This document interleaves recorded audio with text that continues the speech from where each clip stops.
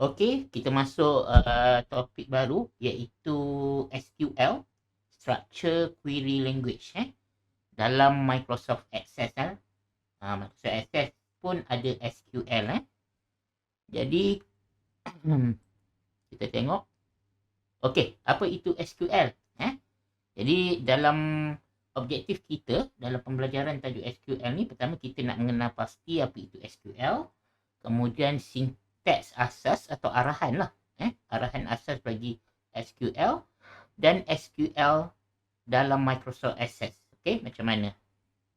Okey, apa itu SQL? Okey, SQL ni dia bahasa standard untuk mengakses dan memanipulasi pengkalan data. Okey, jadi SQL ni sebenarnya bukan bagi yang baru mengenali istilah SQL. Okey, SQL ni dia merupakan bahasa standard. Okey, contohnya website yang menggunakan PHP juga kebanyakannya menggunakan SQL. Jadi dalam Microsoft Access tersebut, sinteks-sinteks dalam SQL Microsoft Access boleh dipindahkan ke platform lain seperti PHP. Nanti ada lagi, saya akan terangkan. Okay, dia membolehkan kita untuk mengakses dan memanipulasi pengkalan data. Di sebalik apa yang kita buat sebelum ni dalam Microsoft Access, okay, sebenarnya di belakangnya ada SQL. Nanti kita tengok. Okey, SQL ni telah menjadi standard dari segi orang kata telah menjadi standard melalui institut iaitu American National Standard Institute, okey, dan International Organization for Standardization ISO. Okey, jadi apa maksud dia telah menjadi standard? Bermaksud SQL ni boleh digunakan di mana-mana platform. Okey, dia bukan menjadi hak milik eksklusif ke tak. Contoh analogi yang mudah kita gunakan, katakanlah bahasa standard. Okey, bahasa standard kita di global adalah bahasa Inggeris kan. Okey, English kalau kita pergi dekat US pun kita boleh berkomunikasi dengan orang tersebut. Kalau kita pergi katakan pergi UK pun kita gunakan bahasa Inggeris. Okey, jadi dia seolah-olah satu bahasa standard. Okey, jadi kalau pergi mana-mana pun language SQL ni platform yang menggunakan database dia boleh faham. Okey, itu analogi yang mudah lah. Kenapa perlu standard? Okey, supaya mudah untuk digunakan dalam mana-mana di BMS pengkalan data. Contoh-contoh yang saya bagi tahu sebelum ni, MySQL, SQL Server, ForcePro, Microsoft Access dan lain-lain. Jadi sinteks-sinteks yang kita buat dalam Microsoft Access, katakanlah kita nak pindahkan ke ForcePro ke MySQL pun boleh sebab dia bahasa dia lebih sama. Okey. Okey, apa yang boleh dilakukan oleh SQL? SQL boleh melaksanakan pertanyaan query terhadap pengkalan data. Okey. Kita dah belajar query sebelum ni.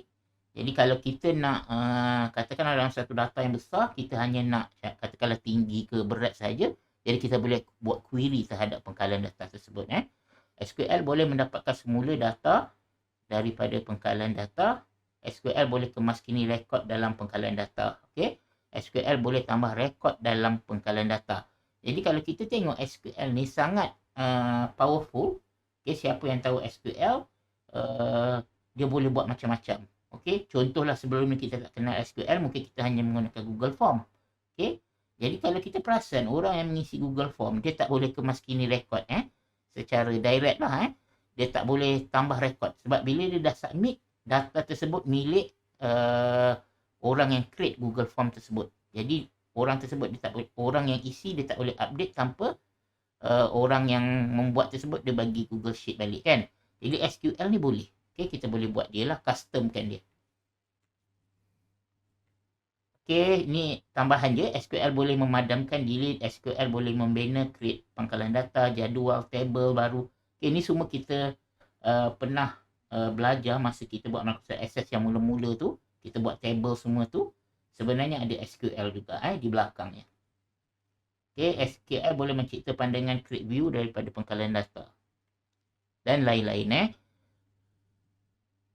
Okey, arahan atau sinteks SQL boleh dikelaskan kepada 3 kategori, iaitu DDL, Data Definition Language, iaitu kalau kita tengok sini, create, alter, drop, create index, drop index. Kalau kita ingat contohnya kita nak create table.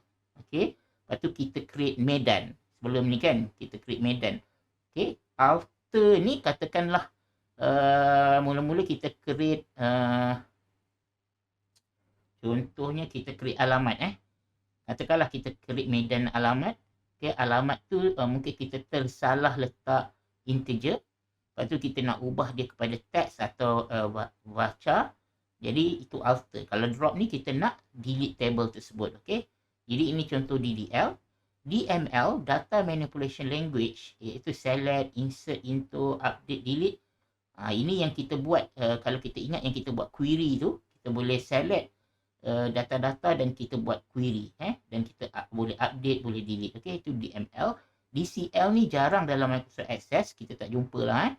Ini mungkin dalam MyPHP. Okey, jadi sebenarnya apa yang kita belajar tajuk SQL ni sebelum saya terlupa, kita hanya belajar dia yang secara simple saja. Dalam arahan sinteks SQL ni tak perlu hafal pun. Hanya kita perlu tahulah itu saja, tak perlu hafal. Dan untuk tajuk SQL ni sebenarnya dalam sains komputer dia satu subjek. Sebab itu saya hanya terangkan secara ringkas saja supaya kita tahu bahawa kepentingan SQL tu apa. Okey, kemudian di mana SQL dalam Microsoft Access? Kita tengok di mana dia. Okey, dekat sini design view. Okey, bila kita buka yang untuk kita select tu, okey. Dekat view tu sebenarnya kita boleh klik SQL view. Okey, sebelum ni saya tak tunjuklah sebab baru masuk topik SQL. Jadi bila SQL view dia akan keluar macam ni. Okey, paparan bukan paparan macam ni tapi paparan dia paparan SQL view. Okey. Ini contoh kita nak create SQL. Kalau sebelum ni kita macam drag drop semua kan. Tapi kalau kita sebenarnya kalau kita pandai create SQL, ini contoh sinteks bagi SQL. Okey. Kita akan tengok contoh. Okey, saya escape ni. Okey, semua orang boleh ikutlah. Saya highlight, saya copy dulu. Saya Ctrl C Ctrl C untuk copy. Saya buka Microsoft Access saya. Ada tak? Okey, ni yang susah je. Sorry, saya salah pilih.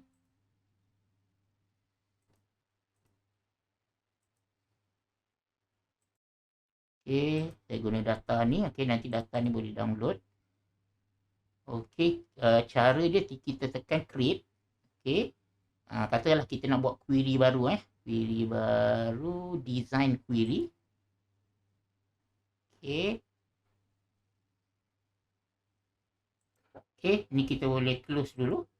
Okey, ini paparan yang biasa kita buatlah, kita drag relationship dalam ni. Tapi untuk kita view SQL, okey, kita tekan view, tekan ni SQL view. Okey. Dekat sini yang kita ambil daripada, kita copy daripada dalam slide ni. Okey, kita paste kat sini lah. Okey, nampak? Okey, saya terangkan apa dia. Okey, create table. Okey. Ini kita nak create satu table baru. Dekat sini tak ada T table. Oleh kerana kita menggunakan number kat sini, kita ubahlah sikit kat sini depan ni kosong-kosong. Jadi akan muncul satu table baru di atas kosong-kosong markah. Okey, ini dia punya medan. Okey, ID pelajar, integer, nama pelajar, varchar ni dia macam teks lah. Boleh guna juga varchar. 255 dia punya jumlah dia, jumlah karakter dia. Okey, nombor matrik varchar 20, alamat varchar 255, bandar varchar 50. Okey, apa berlaku kalau kita tekan run sekarang? Dah wujud table baru, kosong-kosong markah kat sini. Kalau saya double klik, data dia masih kosong lah, belum diisi lagi. Okey. Saya save, saya close. Okey, tengok balik slide, kita dah sampai mana? Okey, sini. Kalau kita pergi kepada seterusnya untuk drop. Okey, saya highlightkan drop. Saya copy. Okey, mudah je lah. Lepas tu saya replace balik yang semua ni saya paste. Tapi apa dia punya, kita nak drop table mana? Maksudnya kita nak delete table mana? Okey, kosong, kosong.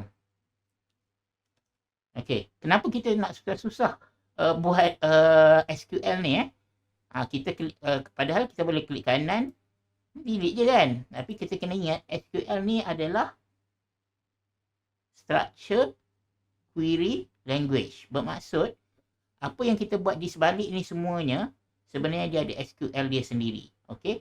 Jadi SQL ni kalau kita katakanlah kita nak upgrade sistem kita ni ke online, nanti kita guna MyPHP, jadi kita perlu tahu data-data ni di mana dia punya SQL dan kita boleh copy paste di kita punya SQL pada MyPHP tersebut.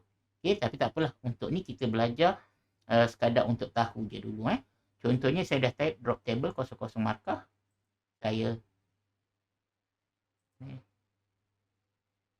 sekejap. Okey, kita nak run design. Dekat design. Okey, sorry. Tekan run. Patutnya table ni akan delete tau. Saya tekan run. Dah delete. Okey, itu cara kita nak delete table menggunakan SQL lah. Okey. Okey, seterusnya kita tengok slide. Apa lagi?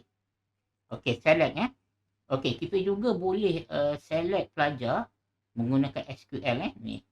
Okey. Tapi saya tak paste ke dalam Microsoft Access sebab ini cara kita nak select pelajar menggunakan SQL. Sebenarnya kita dah ada kat sini. Okey, jadi saya nak tunjukkan dia punya contoh je lah. Okey, kita buat satu query baru. Create query design. Okey, biasanya kalau sebelum ni kita macam add kan. Okey, kita belajar Argentina, katakanlah ni contoh makna kelas. Okey, pelajar kelas. Okey, sebelum ni kita macam select. Ni select. Inilah select. Okey. Okey.